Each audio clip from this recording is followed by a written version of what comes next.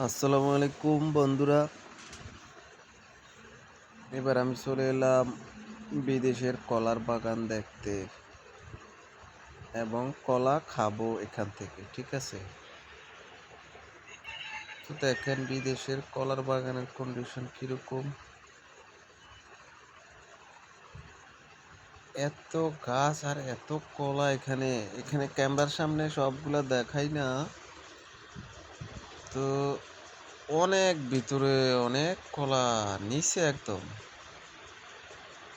বড় ছোট সব প্রকারের আছে। তো আমি এখানে আসলাম সকাল সকাল একটা কাজে। তো এখানে দেখলাম যে কলার বাগানটা খুব সুন্দর লাগছে, তো এখান থেকে আমি ভিডিওটা উঠিয়ে নিলাম।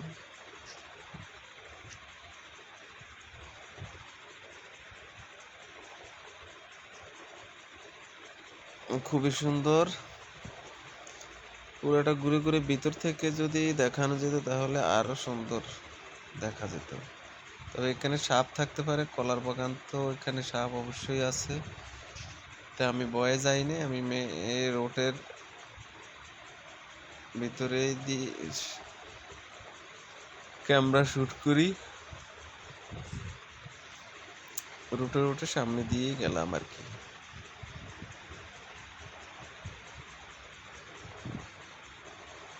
অনেক লম্বা বাগান, অনেক।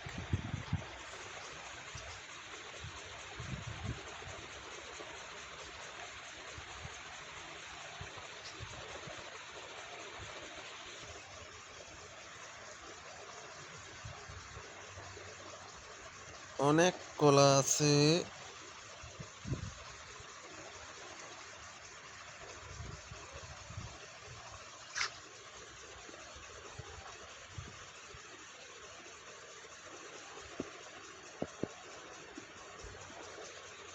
খুবই সুন্দর বাগান, সিস্টেম সুন্দর।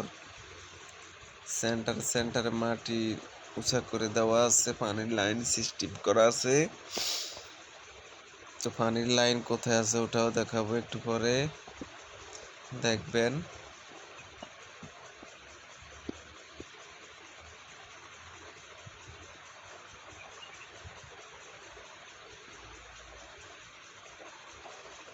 খুবই সুন্দর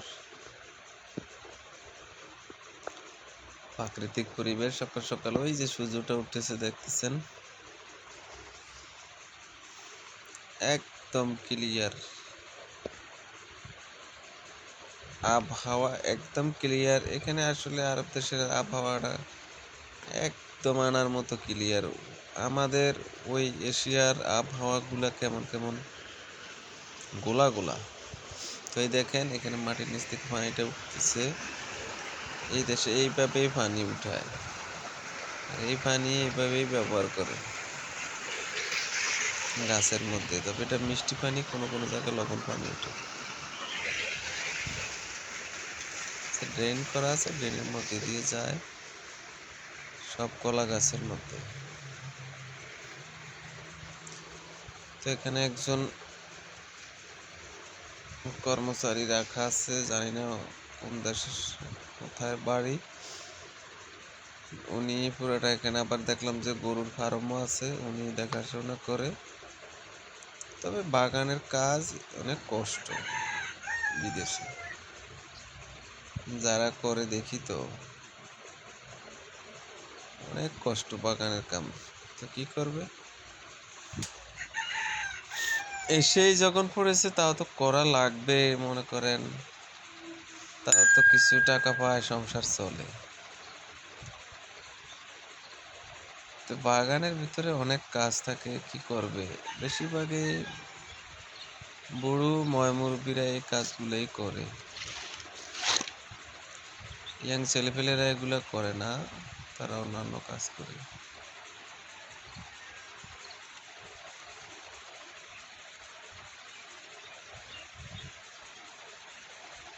তো আমিও খেয়েছি এই বাগানের কলা।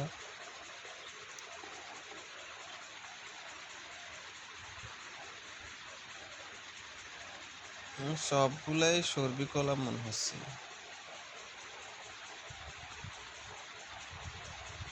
গাছগুলা ছোট ছোট।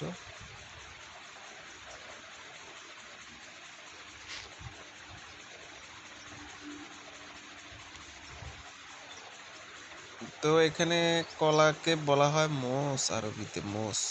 ঠিক আছে।